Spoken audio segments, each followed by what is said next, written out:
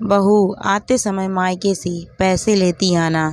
निशा तैयार होकर अभी स्कूल रवाना हो ही रही थी कि इतने में मनीष की आवाज़ आई, निशा जल्दी इधर आओ, देखो मम्मी की तबीयत खराब हो गई है। निशा कमरे में गई तो देखा मम्मी जी अपने सिर पर पट्टी बांधे बैठी हुई थी। वो फटाफट रसोई में गई, चाय बनाकर ले आई और चाय बिस्किट देकर उन्हें दवाई दे दी।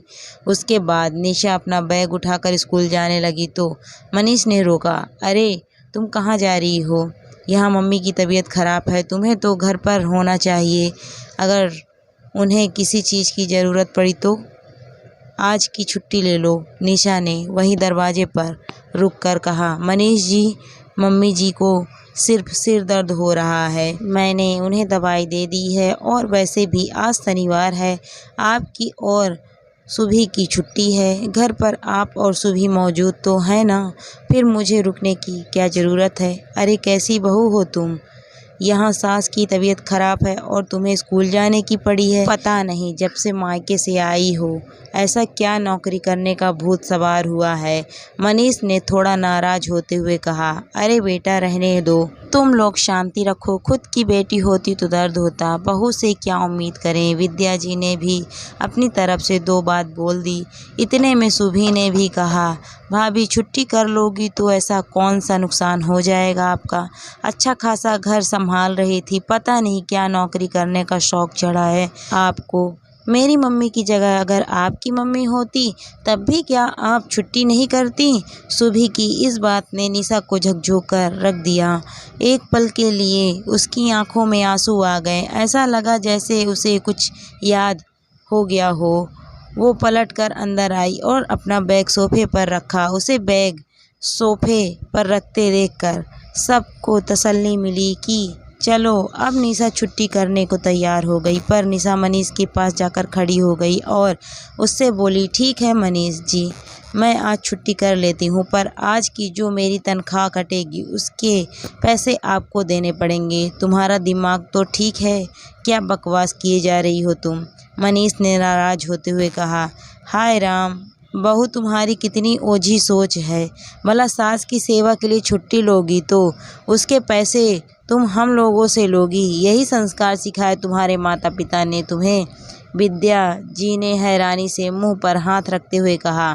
तो निशा ने पलटकर कहा, नहीं मम्मी जी, ये संस्कार मेरे माता पिता ने नहीं दिए हैं, ये तो कुछ दिन पहले आप लोगों ने मुझे दिए थे, याद है आपको? यह याद दिलाऊं? उसकी बात सुनकर वहाँ मौन पसर गया। किसी ने कुछ नहीं कहा और निशा ने अपना बैग उठाया और वहाँ से स्कूल के लिए रवाना हो गई। निशा जब ऑटो में बैठकर स्कूल के लिए रवाना हुई तो उसे वो दिन याद आया जब उसके मम्मी पापा के इलाज के बाद अपने घर के लिए रवाना हुए थे। उस दिन निशा अपने कमरे में कपड़ों पर तह लगा ही रही थी कि इतने में बाहर से उसकी सास विद्या जी की आवाज़ आई। निशा कमरे से निकलकर बाहर आई तो देखा कि हॉल में विद्या जी, ननद सुभी और पति मनीष साथ ही बैठकर कुछ हिसाब किताब लगा रहे थे। निशा ने बाहर आते ही पूछा, जी मम्मी जी, आपने बुलाया? हाँ बहू, मुझे कुछ काम है, मेरा बहुत सिर दर्द हो रहा है, तो सबसे पहले तुम चाय बना कर ले आओ, फिर यहीं बैठो हमारे पास, तब बताती हूँ। निशा फटाफट रसोई में चली गई और चारों के लिए चाय बनाकर ले आई। ट्रे वहीं सेंटर टेबल पर रखकर अपनी चाय लेकर वहीं बैठ गई। इतने में मनीष ने विद्या जी को इशारा किया, जिसे निशा ने देख लिया। उसे बड़ा अटपटा लगा कि मनीष उससे कुछ बात करने के लिए भी अपनी माँ का सहारा ले रहा है, पर वह फिर भी चुप रही। विद्या जी ने अपनी चाय खत्म की और बोलना शुरू किया, निशा, तुम्हारे मम्मी पापा का फ़ोन आ गया क्या? और वो लोग घर पहुंच गए? और तुम्हारे भैया भाभी आए या नहीं, या फिर अभी भी विदेश में रहने का ही इरादा है? जी मम्मी जी, अभी अभी मम्मी से फ़ोन पर बात हुई है, वो लोग घर पहुंच गए हैं और भैया भाभी भी घर पर आ गए हैं। इस बार भाभी यहीं मम्मी पापा के पास रुकेगी। चलो ये बढ़िया है, आखिर इतने दिन की परेशानी के बाद वो लोग अपने घर पहुंच गए। विद्या जी ने अपने दोनों हाथ जोड़ते हुए कहा। फिर थोड़ी देर मौन रहने के बाद विद्या जी ने कहा, देख बहू, मुझे बात घुमा फिरा कर करना तो आता नहीं, इसीलिए सीधे सीधे बात कर रही हूँ। इस बार तेरे पिता की तबीयत खराब होने के चक्कर में तेरे माता पिता पूरे 10 दिन यहाँ रुके। माना कि हॉस्पिटल का खर्चा तुम्हारे माता पिता ने ही चुकाया, लेकिन उसके अलावा कितने सारे खर्चे हो गए। मनीष को भी 2 दिन अपने ऑफिस की छुट्टी करनी पड़ी तो 2 दिन की तनख्वाह उसकी वैसे ही कट गई। ऊपर से खाने पीने का खर्चा, दवाइयों का खर्चा, तुम्हारी मम्मी का बार बार हॉस्पिटल आने जाने का किराया भाड़ा मिला कर के कितना खर्चा हो गया है, उसकी भरपाई कौन करेगा। निशा ने हैरानी से मनीष की तरफ देखा, पर मनीष चुप था। आखिर हिसाब किताब तो वही लगा रहा था। इतने में सुभी ने कहा, भाभी हमें तो लगा था कि तुम्हारे मम्मी पापा जाते समय उन सब खर्चों की भरपाई कर जाएंगे, पर वो तो सीधा मुंह उठाकर चलते बने। यह भी नहीं सोचा कि बेटी के ससुराल वालों से उन्होंने कितना खर्चा करवा दिया। यह बात सुनकर निशा को गुस्सा आया कि नंद छोटी होकर उससे कैसे बात कर रही है, पर निशा के बोलने से पहले ही विद्या जी ने कहा, भाई मेरा तो कमाने वाला एक ही बेटा है, कुछ तो उसके बारे में भी सोचते।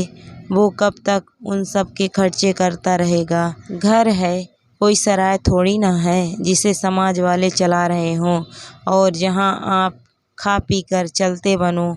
निशा अभी भी हैरान परेशान सी उन्हें देख रही थी कि तभी विद्या जी ने वह कागज मनीष से ले लिया जिस पर वो हिसाब किताब लिख रहा था और उसे लेकर निशा को दे दिया। बहू, अब 2 दिन बाद तुम मायके अपने भाई से मिलने तो जा ही रही हो, साथ में ये पर्ची ज़रूर ले जाना और सारा खर्चा लेकर ही आना।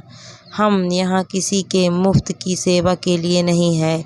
तुम्हारा भाई वहाँ विदेश में ऐश करे और हम यहाँ उसके माता पिता की सेवा करें। कागज निशा के हाथ में थमाकर सासू माँ अपने कमरे में चली गई, सुभी अपने कमरे में और मनीष घर के बाहर। निशा हैरान परेशान सी उस कागज को देख रही थी। निशा ने कागज को खोलकर बड़े गौर से देखा। उसमें एक एक चीज़ का हिसाब लिखा हुआ था। मनीष ने 2 दिन की छुट्टी की थी।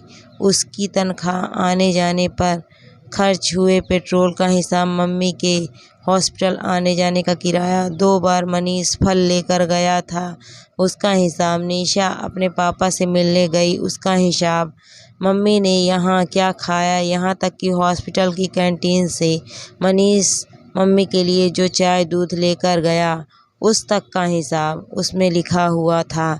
कुल मिलाकर के 6270 का हिसाब था। इस बारे में निशा ने मनीष से बात करने की कोशिश की तो उसने भी विद्या जी की बात को ही सही ठहराया। अरे बहन बेटी के घर का लेते नहीं है बल्कि उन्हें देते हैं, क्यों अपने माता पिता को कर्जे में डुबो रही हो। और फिर तुम्हारा भाई इतना कमा तो रहा है, इतने से भी खर्चे नहीं करेगा क्या।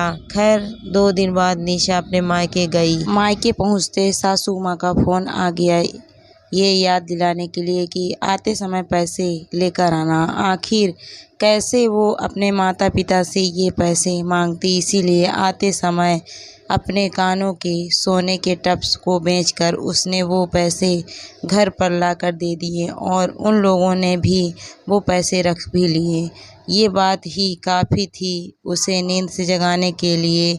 कम से कम इतना तो उसे समझ आ ही गया कि खुद के पैरों पर खड़ा होना कितना ज़रूरी है। कहाँ तो वो सोचती थी कि घर में रहकर अपने पति की गृहस्थी संभालूंगी, पर अब तो उसे समझ में आ गया कि अगर आज वो अपने पैरों पर खड़ी होती तो उसे इतना कुछ सुनना भी नहीं पड़ता और ना ही उसे अपने कानों के टप्स बेचने की ज़रूरत पड़ती। बस दूसरे दिन ही उसने अपनी सारी डिग्रियां निकाली और आसपास के स्कूलों में अप्लाई कर दिया और किस्मत से एक स्कूल में से जॉब मिल भी गई। हाँ, तनख्वाह सिर्फ 15,000 रुपये थी, पर अपने स्वाभिमान को बचाने के लिए बहुत थी। दोस्तों, कहानी आपको कैसी लगी कमेंट करके ज़रूर बताइएगा। कहानी अच्छी लगी हो तो वीडियो को लाइक शेयर ज़रूर करें और अगर आप मेरे चैनल पर नए हैं तो प्लीज़ मेरे चैनल को ज्वाइन भी करें। Thank you for watching my video.